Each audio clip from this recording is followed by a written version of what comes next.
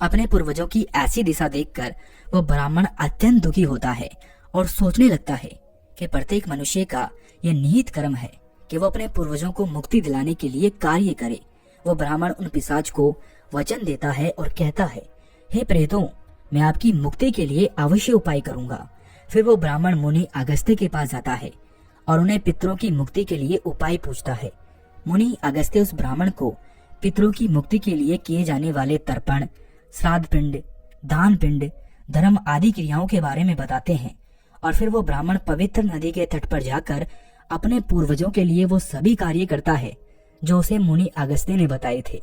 वो पहले नदी के पवित्र जल से तर्पण करता है, फिर नदी के तट पर बैठकर पिंड दान करता है और उससे जो कुछ भी हो सके उसी के अनुसार दान धर्म करता है।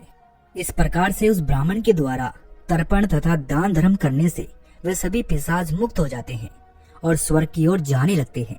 फिर यमराज देवऋषि नारद से कहते हैं कि हे देवऋषि, इसीलिए मनुष्य को कभी भी उचिष्ट वस्त्र नहीं पहनने चाहिए, अर्थात गंदे व मैले कपड़े नहीं पहनने चाहिए। कभी भी उचिष्ट भोजन नहीं करना चाहिए। दूसरों का झूठा, जमीन पर पड़ा हुआ, दूसरों के द्वारा लांगा गया तथा पितरों को अर्पण किए बिना किया गया भोजन उचिष्ट भोजन होता है। हे देवऋषि, अब मैं आपको उन वस्तुओं के बारे में बताता हूँ जो किसी भी मनुष्य को मृत व्यक्ति की नहीं पहननी चाहिए। हे देवऋषि, मनुष्य इस संसार में जन्म से लेकर कहीं भौतिक सुखों के मोह में पड़ जाता है। मृत्यु के बाद भी उसका उन वस्तुओं के प्रति मोह नहीं छूटता है।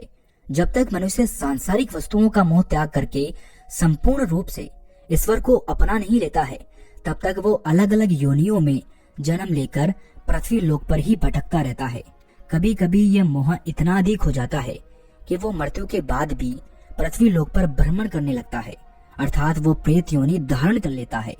यदि किसी मनुष्य की अकाल मृत्यु होती है तो वो भी प्रेत योनि में चला जाता है और प्रेत बनकर वो अपने ही परिवार के लोगों को दुख देने लगता है।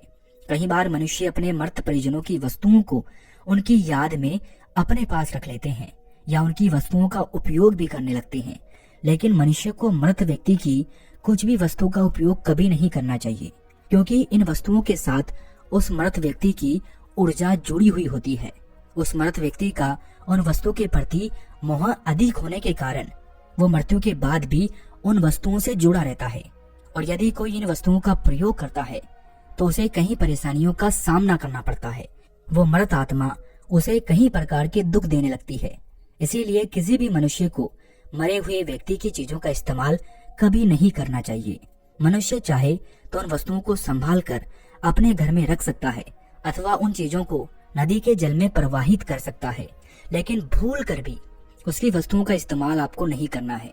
उस मृत आत्मा की शांति के लिए मनुष्य को उन वस्तुओं को दान कर देना चाहिए, तो यही सबसे बड़ा शुभ कार्य होता है।